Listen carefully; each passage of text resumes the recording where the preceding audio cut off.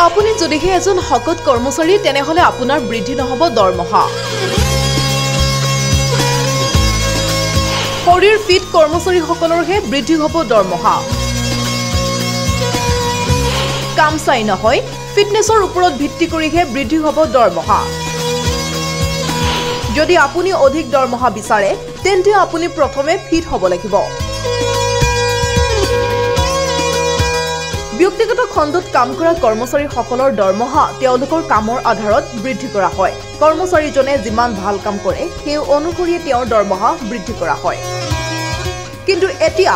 এয়া সলনি হৈছে বহু কোম্পানীত কৰ্মচাৰীৰ ফিটনেছকো দৰমহা বৃদ্ধিৰ চৰ্ত হিচাপে গঢ়ি তোলা হৈছে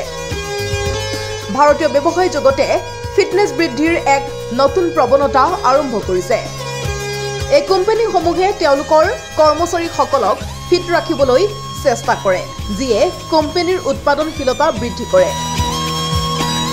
কিয়নো স্বাস্থ্যজনিত কাৰণত এজন কৰ্মচাৰীয়ে হঠাতে যদিহে ছুটি লয় তেনেহলে কোম্পানীটোৰ যথেষ্ট লোকচান হয় সেয়েহে শৰীৰ ফিট এজন কৰ্মচাৰীৰ ছুটি লোৱাৰ মাত্ৰা কম হয় সামগ্ৰিকভাৱে ই কোম্পানীটোৰ বাবে এক লাভজনক চুক্তি হিচাপে প্ৰমাণিত হয়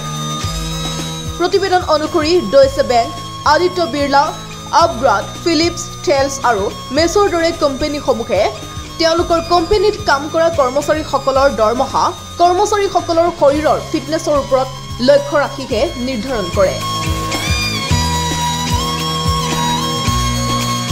আৰু এই কোম্পানীসমূহে তেওঁলোকৰ কৰ্মচাৰীসকলক শৰীৰ ফিট ৰাখিবৰ বাবে কেতবোৰ নিৰ্দেশনাও দিছে আৰু এনেদৰে এতিয়াৰে পৰা যদিহে আপুনি অধিক দৰমহা বিচাৰে তেনেহলে আপুনি আপোনাৰ কামৰ জৰিয়তে নহয় আপুনি ফিটনেছৰ পৰাহে লাভ কৰিব